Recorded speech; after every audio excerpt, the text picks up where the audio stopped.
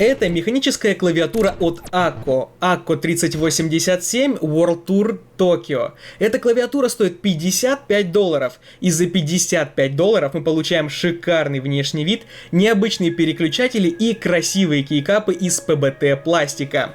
Если эта клавиатура тебе интересна так же, как и мне, то присаживайся поудобнее. Как говорится... Коничуа, ваташи но намаэха асе ниде, аната ва чанеру но гемадесу, са хаджимемашоу.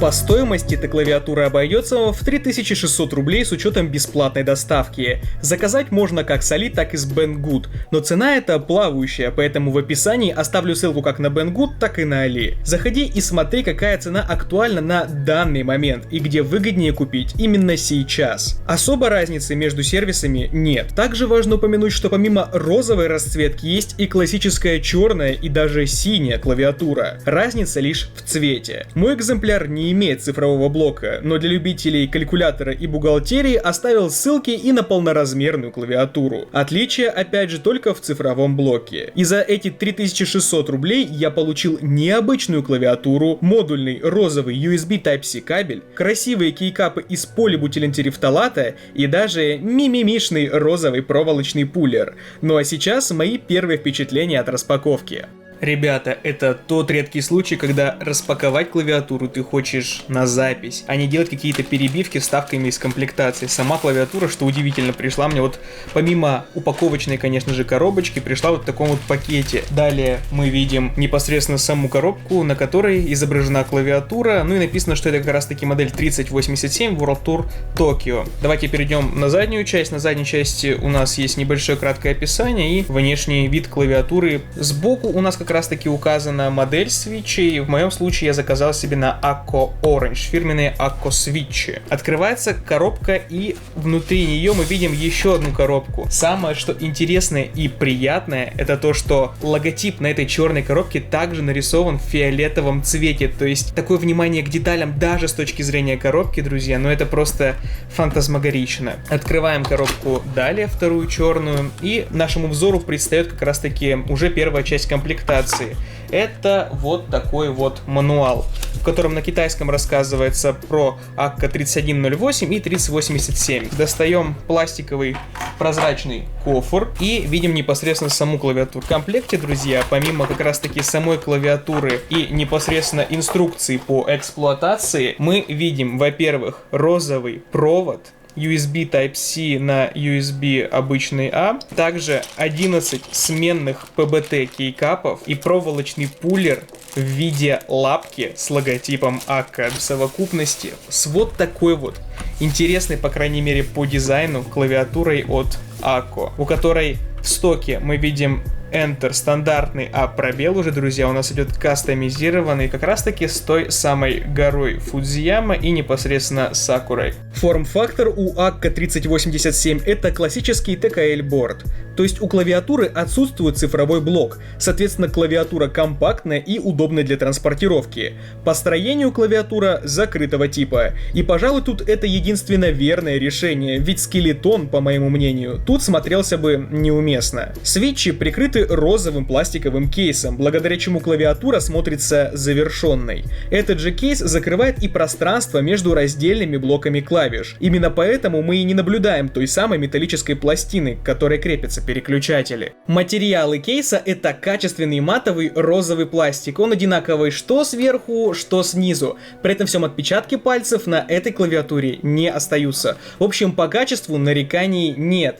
Да и тест на скрипы, хрусты и скручивание клавиатура проходит с легкостью. Пластик корпуса имеет интересную текстуру. Несмотря на то, что это скорее всего обычный акрилонитрилбутадиенстирол, он немного шершавый. Благодаря такой шероховатой поверхности создается единство стиля кейкапов и самого корпуса. Более того, пластик не крашеный. Это его натуральный цвет, поэтому любая царапина на нем видна не будет. В основании же клавиатуры металлическая пластина, которая, к слову, тоже розовая. Такое внимание к мелочам со стороны производителя, если честно, очень даже подкупает. Металлическая пластина толстая и обеспечивает достаточную жесткость конструкции. Внутри клавиатуры все также обошлось без сюрпризов.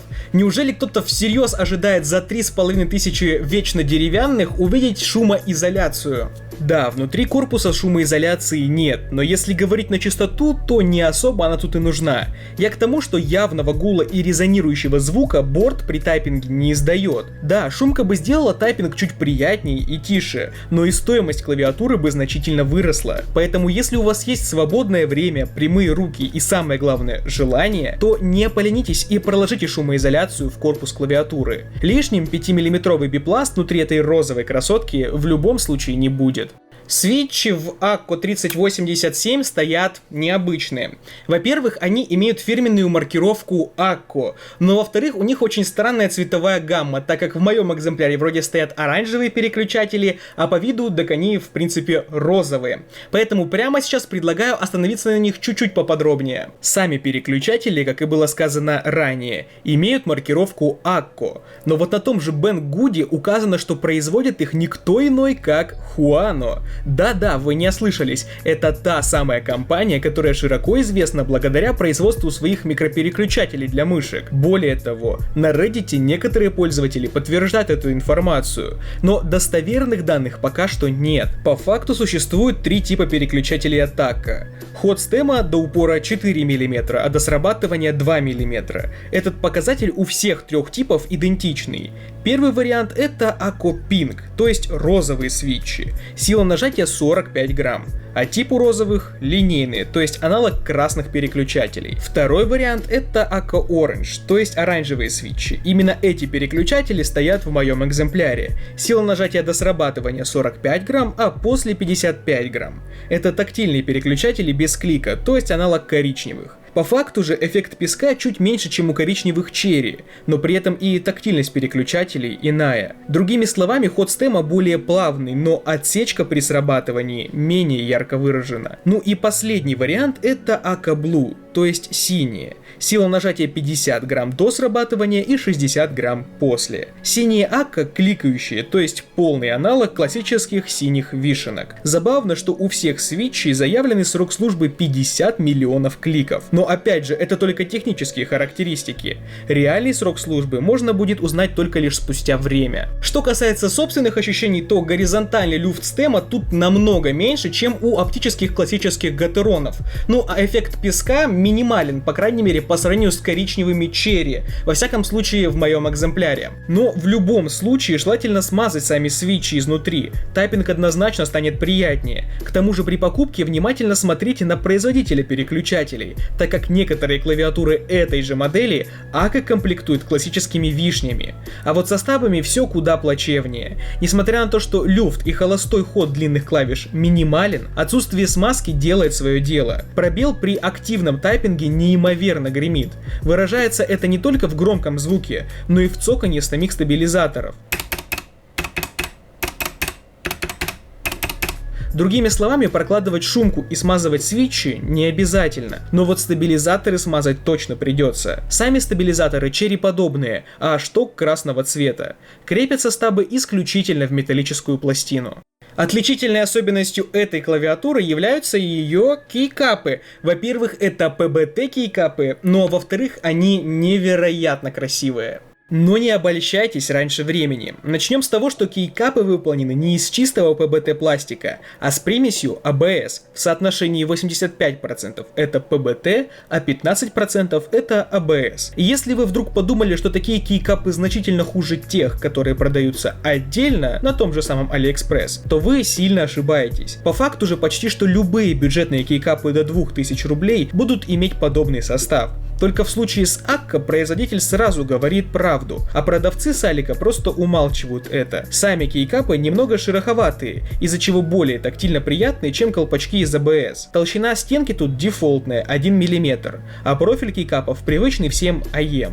Ну а что вы хотели за 3500 рублей? Что касается сублимации, то это технология, при которой символ наносится не поверх кейкапа, а в саму текстуру пластика. То есть материал изначально раскаляют, а затем в него впечатывают символ или любой другой рисунок. Благодаря такой технологии символ стереть не получится, так как он является частью пластика. После вскрытия коробки на клавиатуре будет всего лишь 3 измененных кейкапа. Это 2 клавиши Function с цветочками и пробел с изображением вулкана Фудзияма. При этом в комплекте идут 11 дополнительных сменных кейкапов, каждый из которых имеет уникальное изображение и не повторяется. Но учитывайте то, что сменные кейкапы высокие, то есть подойдут для замены клавиш первого и второго ряда. Заменить те же стрелочки, увы, не выйдет, так как это все же OEM профиль. Шрифт символов мне понравился, очень минималистичный и отлично вписывается в данный общий дизайн и концепцию клавиатуры.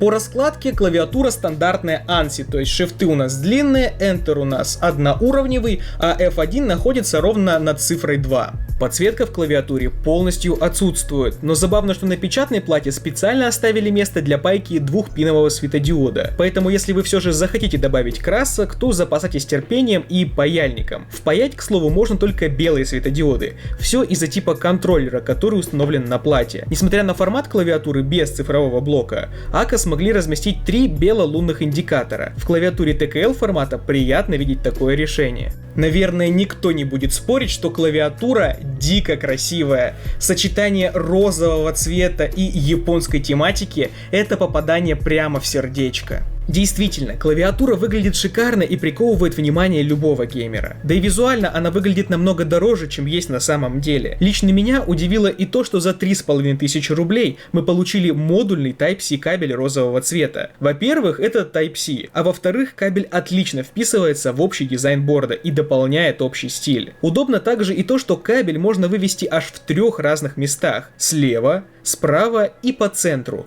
Этому способствуют специальные кабель-каналы, которые расположены также на дне клавиатуры. Все ножки снизу клавиатуры прорезиненные, а выдвижные ножки еще и двухуровневые. В совокупности с собственным весом в 960 граммов на столе клавиатура стоит максимально неподвижно, да и ощущается далеко не так, как клавиатура от Мотоспида. По факту же данный борд имеет лишь один значительный недостаток — это не смазанные стабилизаторы. И если у вас есть цель купить качественную и красивую клавиатуру за минимальный бюджет под дальнейший моддинг, этот вариант подойдет вам как нельзя кстати, а фирменные Ака свитчи и красивые PBT кейкапы станут приятным дополнением. А понравилась ли тебе эта клавиатура? Пиши сомнения по поводу нее в комментариях, и там же мы с тобой обязательно подискутируем. Мне действительно интересно твое мнение. Ну а я с тобой прощаюсь до следующего видео. Как говорится, сайонара!